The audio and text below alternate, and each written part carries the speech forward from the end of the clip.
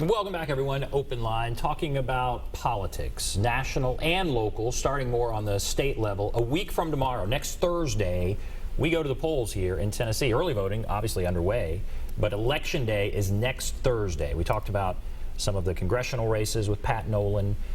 There's some primary challenges on against some incumbents there, Scott Desjardins and Diane Black, both facing challenges. I want to, well, we're going to move on, but I want to take some calls as well. Let's go to Jay. Hello, Jay. Good evening, gentlemen. Thanks for taking my call. I love it when y'all talk politics. Well, thanks. We do too. Yes, sir. Desjardins, he's my congressman, but every day I've been getting nasty stuff from this Starrett guy, and he answered my question a minute ago on all this, where he's from and all that. But also, I just got a question. Have you heard any rumors, I know it's early yet, about who may run for governor? I'm hearing Marsha Blackburn. I just wondered what he thought. Thank you.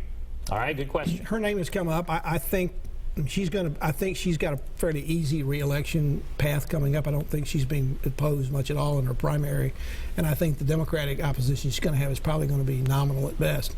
So she'll be in a strong position coming out. I mean, part of that may be, she spoke at the Republican convention, so she has been favored enough for Donald Trump to be on that list. And I'm not saying she's going to be offered anything in the Trump administration if there is one, but that's not beyond the realm of possibility. There is a lot of interest that she's. I think, all things being equal, she probably will be one of those who's running. Diane Black's name has come up. Certainly, Bob Corker's name has come up.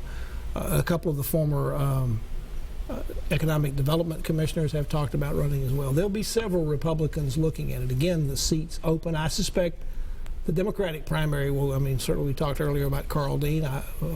Bill Freeman's name has come up. He's also talked about running for mayor again in 3 years here, as he did last year.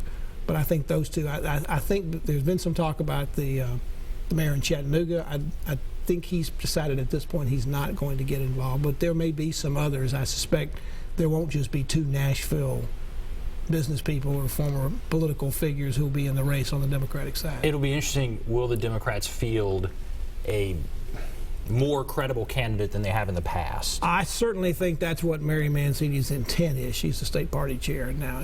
We're not there yet, so we'll see and how the race develops. But the Democrats, I certainly want to do that. And one of the reasons this particular year in Tennessee, particularly in these primaries, is so lackluster, is that it's a year when you don't have a statewide race, you don't have a governor's race, you don't have either one of the Senate seats up, and we don't have a lot of statewide offices. We only have those three, but when you don't have one of those, you don't have anything that kind of leads turnout overall across the state. You do have some state house races, some state senate races. Maybe a little bit of these congressional races will pique interest and turnout a little bit in some of these areas, but nothing statewide that drives it, which is why these numbers for an election year like this in August, especially when they're almost completely overshadowed by what's been going on nationally with the political conventions going on, that people are saying, oh, yeah, that's right, there is an election next week. It's been tough to get Democrats to run in a state that is so apparently red. And so we had Mary Mancini on maybe a couple weeks ago, and she was, of course, saying, no, it's changing, we're more purple than people think. The facts are we're a very red state. Well, it's very interesting. I agree with that, but it's very interesting today. Jim Cooper at the Democratic convention during one of the breakfasts the delegation had in the morning got up and made a speech and said we have to, and I think we will win Tennessee against Donald Trump.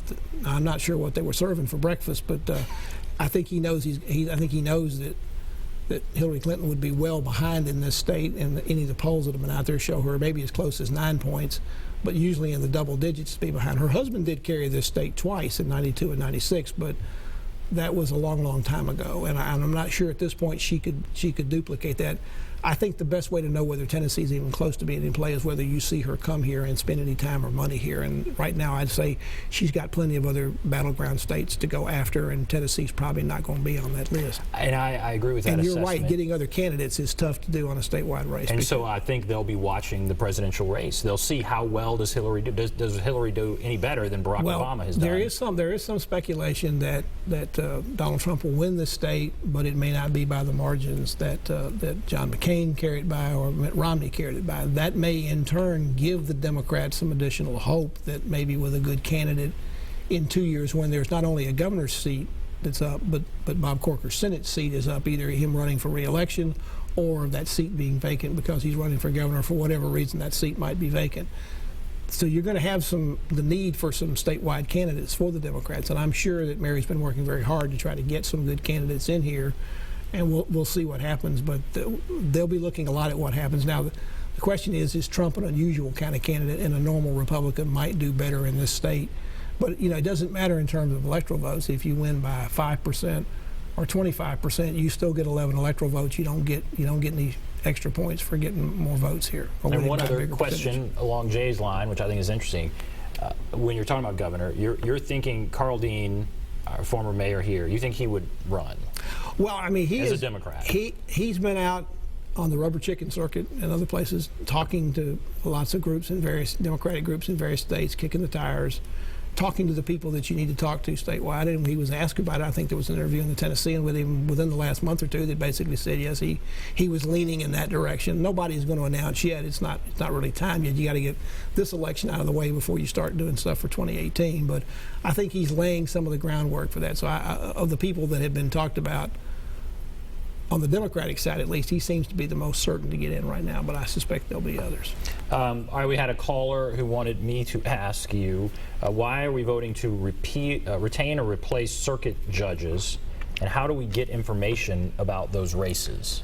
Well, I think the appeal, the judges that we have, where you either retain them or you vote no to have them not retained, they're part of the state system, but I thought the one we have right now are ones for appellate judges and for state Supreme Court judges. Now, we do those every 8 years. You might remember a couple of years ago we had a challenge to some of the Democratic judges, the democratically appointed judges on the state Supreme Court that Lieutenant Governor Ramsey put up to try to defeat those particularly. There was money spent. There was a real campaign both ways on that. Really politicized. And the situation was all those judges were retained.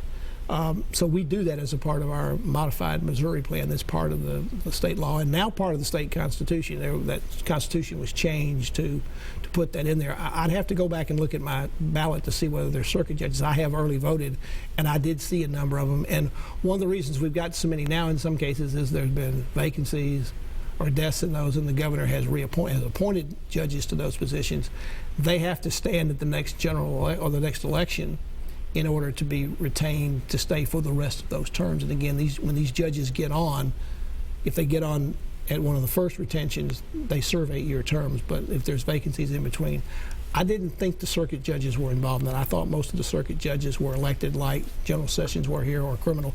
They all stand in whatever their district is in Davidson County, or they'd stand countywide, and they'd be voted up or down, but they would face actual opposition. So if you are a very focused voter like the caller, how would you get information about these races? Well, you can. I mean, as far as voting yes or no, you can certainly try to do some looking about what this particular judge has, what kind of decisions this judge has rendered, and particularly in appellate judges, you either concur in a case that's come up from a lower court, or you would remand that back or change it. You can look. That's not necessarily easy to find. Right.